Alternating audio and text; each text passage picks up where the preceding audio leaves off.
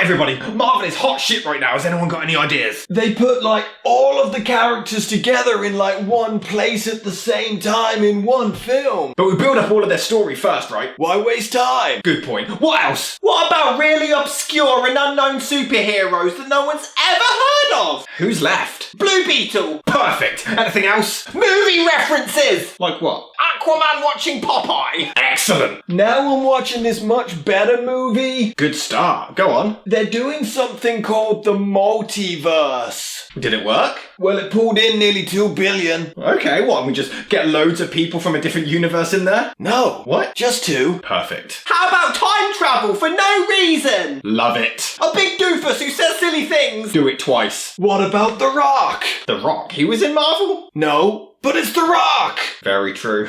It's not like he's gonna lose us any money.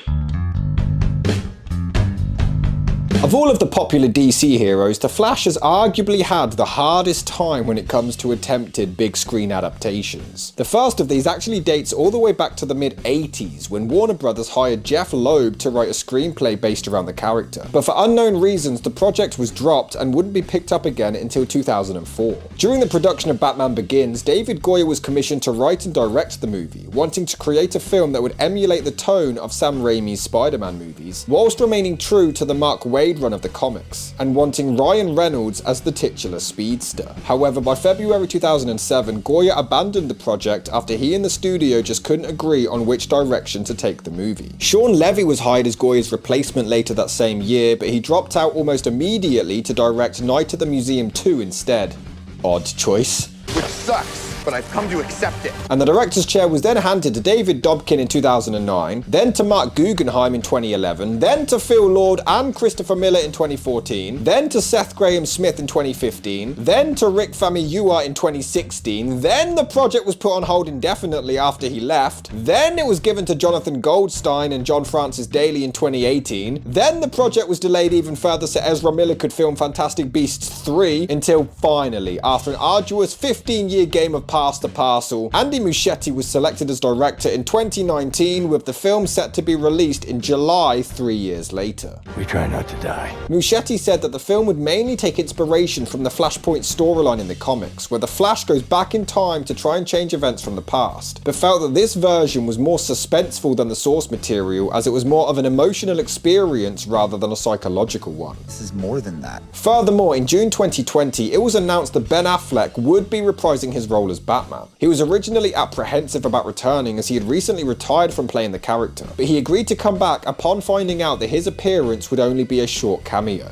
And because his check probably had a lot of zeros on it. Not this time. A number of Justice League actors were also announced to be making an appearance, but noticeably absent was Ray Fisher's Cyborg. Fisher had refused to come back as the character due to how he was treated during reshoots for Justice League, as well as a salary dispute, and his part in the film was completely written out. But they found a way around it. He's not Cyborg yet. Smooth.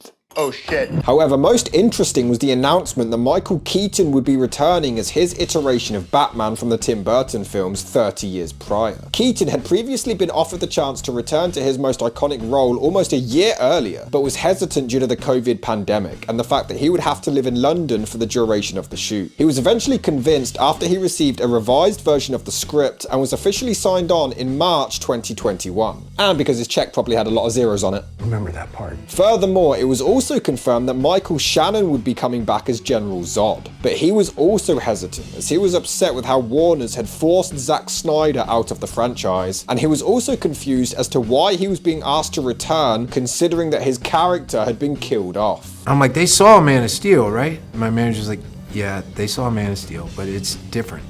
I'm like, what is it? It's a multiverse. I'm like, I don't know what that means. However, when Snyder gave the movie his blessing, Shannon finally relented and he agreed to return. And because his check probably had a lot of zeros on it. You've made me very proud. Filming for the movie finally began in April 2021 and finished that October, but problems continued to plague the production. The first issue occurred when it came time to work out who should be credited for what, as an estimated 45 different writers had contributed to the script at some point during the movie's lengthy development process. films. In the end, only Christina Hodson was credited for writing the screenplay, whilst 12 other writers received both on and off-screen story credits. Things were only made worse when Ezra Miller was involved in a string of controversial incidents and arrests throughout 2022, including choking a woman in a bar in Iceland, hurling verbal abuse at patrons in a Hawaiian karaoke bar, throwing a chair at another woman in a restaurant, being charged with burglary for attempting to steal alcohol from a private home, running an unlicensed marijuana cultivation operation, allegedly kidnapping a woman and her 3 children on a farm in Vermont, and supposedly grooming and manipulating a 12-year-old child several years prior. They're even copying Marvel by hiring criminals! You're right.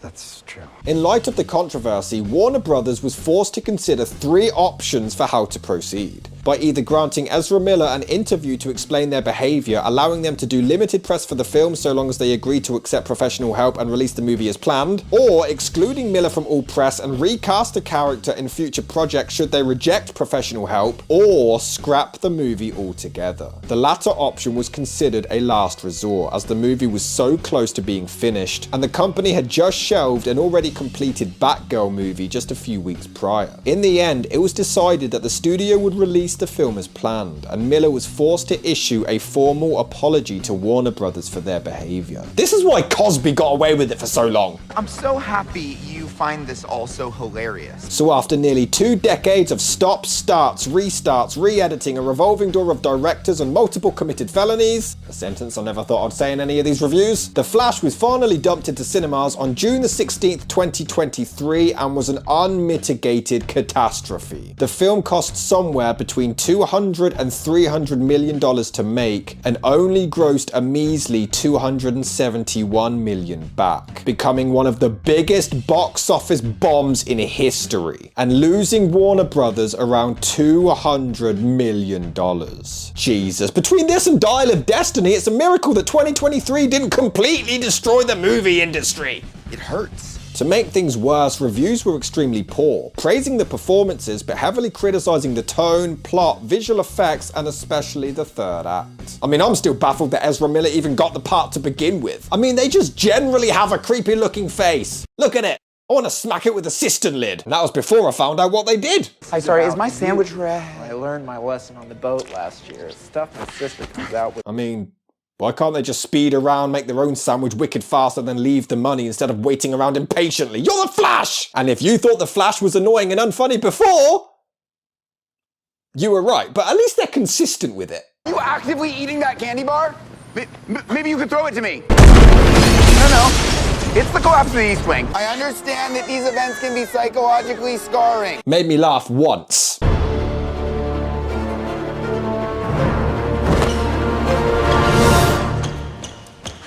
And I hate that I laughed at that! And there's all this build up to Flash reuniting with Ben Affleck again at the end, and it turns out to be George Clooney, and okay, that did get a chuckle out of me.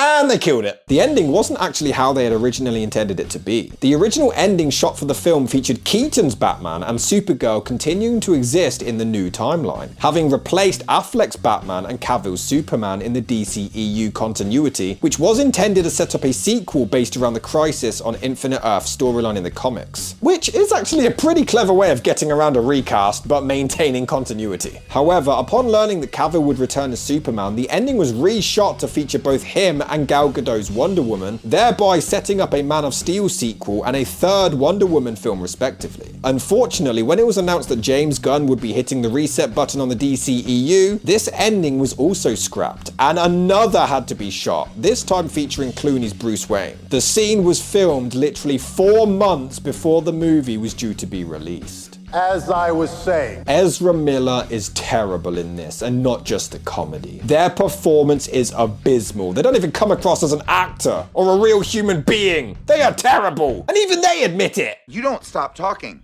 It's not charming. It's abrasive and exhausting, and oh my god, I am starting to realize what people mean. But what's worse than one annoying, talentless Ezra Miller? 2 annoying, talentless Ezra Millers. You like it? I made it myself out of that old bat suit. But you know, I made it our colors and everything. Stole my face. Think about having a mushroom flashback.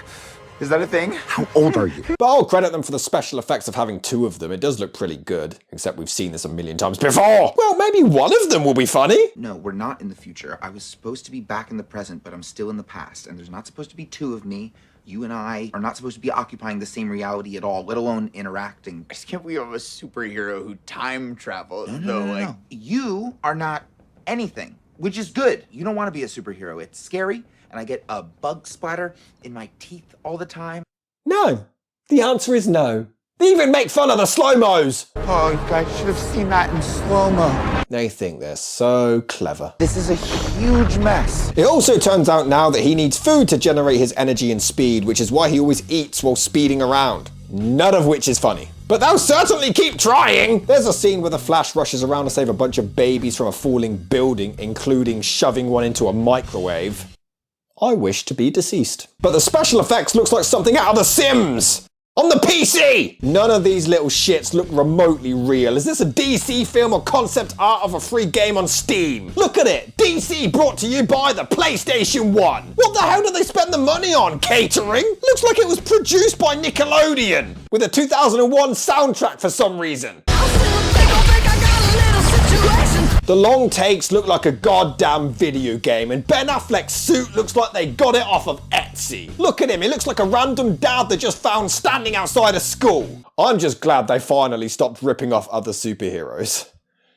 I mean, an awkward teenager who's really intelligent becomes a nerdy scientist, struggles with his job whilst dealing with father issues and a troubled upbringing, trying to find justice and dealing with the loss of a loved one? Well, quite frankly, this is brand new. Even the setup doesn't make any sense. Not only are they stealing from Marvel again by using the multiverse and time travel, even though he timed travel in the last film, so now why is he so shocked when he can do it in this film? But this doesn't work. Surely running faster than the speed of light would send you forward in time, not back. How does he differentiate between the two? We're not meant to go back and fix them. So why do you keep rebooting the franchise? So before we get an obvious premature ejaculation joke, get this. The Flash can actually walk through walls. Yeah, apparently they can move so fast they're able to stretch their particles through the particles of a door or a wall. Or something like that. This movie just makes no sense, and it was written by cocaine-addled chimpanzees. How does this character have any conflict?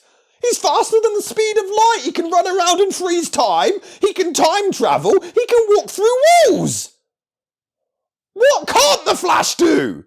Other than make a good movie? I'll give the film this much. It's an alright moment when he goes back in time and sees his mum alive again. What universe was this? A shit one. But why not rip off Back to the Future as well? Tonight, September 29th, the accident that gives me my powers. And if you're not there in 30 minutes, then you won't get the powers. But it's okay, because they make a joke out of it. Back to the Future. Yes, Eric Stoltz is your boy in that movie. What an embodied performance. You know why? Because Marvel did it! Back to the Future's a bunch of bullshit. What else did Marvel do? Back to the Future, check! What's next? What's next, everyone? Multiverse? Yeah, we'll just do it. Oh, Marvel, I love you so much. To be fair, much like Holland's first Spider-Man film not feeling like a Spider-Man film, this one goes out of its way to not be a Flash film. Their whole backstory is completely rushed. Yeah, they were hit by lightning and acid anyway, and then it quite literally just becomes Man of Steel 2. What are they talking about making a second one? They did, it's right here! Because reliving their past films wasn't done by any other particular competitor either. I mean, it's kinda cool to see the Flash try and save people during Zod's rampage, and they refuse to let this kid watch his father die, the polar opposite of Ezra Miller in real life, but it is a nice moment. But they seem to spend most of the movie burying their own characters. Aquaman? Is that like a super mermaid? No, Albert, he's not a super mermaid. Okay, he's half Atlantean, half human with superhuman strength who can control marine life with his mind. So like a super mermaid? Shoots lasers out of his eyes. Yes, he flies and he shoots lasers out of his eyes, yes. No one said Superman. That might be a little on the nose. We are short one literal goddess, one friendly Terminator, and Super Mermaid. And then we get Supergirl, and it is cool to see this character, but it's such a shit way to introduce her. The Flash is shoved to one side to talk about a century-old Batman and Supergirl. They're completely irrelevant in their own fucking movie. Guys, this is my cousin, Barry. Just say you're twins, it's not that hard! The thing is, on the surface, it is a pretty amusing setup. Flash goes back in time and simply makes sure their mother doesn't forget the tomatoes during shopping, and this somehow alters absolutely everything. Now that actually is pretty funny, but it's never delivered as such. There's no moment where someone's like, all of this for a tin of tomatoes. They can't even make a joke out of it. Hey, maybe we could find this Bruce guy if we just ring all these bells, right? Wait, how does young Flash not know who Bruce Wayne is? He still used to be Batman, he's still rich and famous. I will admit it is pretty creative as they have the weapons hit to match the music, it is pretty sweet. And it is pretty cool to see the old Batcave and the old Batmobile, but that's all it really has going for itself. No Way Home's nostalgia weaved really well around the story and characters, but here, it's just random shit. Oh, and remember that thing from 30 years ago? How much do you weigh? 180 each plus her 440. Oh, he said it! He said the thing I remember! You wanna get nuts? Oh, he did it again! That was a quote! That was a quote from a 30-year-old film! I'm Batman. And I'm 900 years old. Funnily enough, Michael Keaton's original Batman suit was infamously restrictive, so the costume designers created a more flexible one that allowed for greater range of motion. But ironically, when Keaton first tried it on, he insisted it to be made stiffer. Yes, it's cool to hear the old Batman theme again, very good. They even rip off Pippin from Lord of the Rings when the Flash tries to be quiet and messes it all up. They just forgot to copy the funny part of that scene. They also tease our asses and act like they're about to go off into the third act, but we've still got a fucking hour left. I have to get my powers back. Oh yes, no shit, what else did you think you needed to do? Go and get milk? The thing is, young Flash has the powers.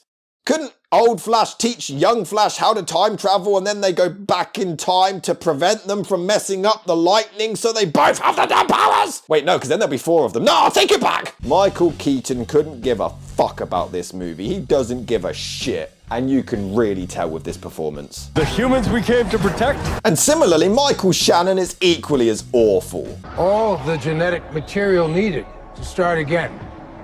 Coded inside the DNA, then sent to Earth in an escape pod. He's not here. You have failed. We found him. Remember when this was about the Flash? And have another god killed by a fucking stab wound! Although it's worth it for this delivery. Kara's dead.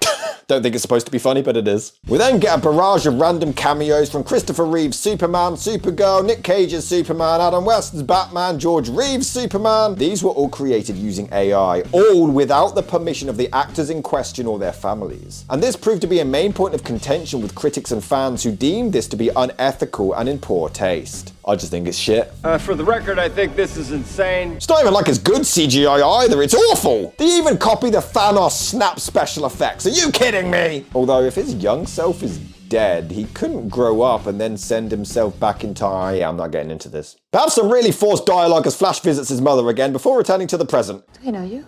No, I'm not from around here. I was just visiting my mom. Maybe I know her. What's her name? She's the best,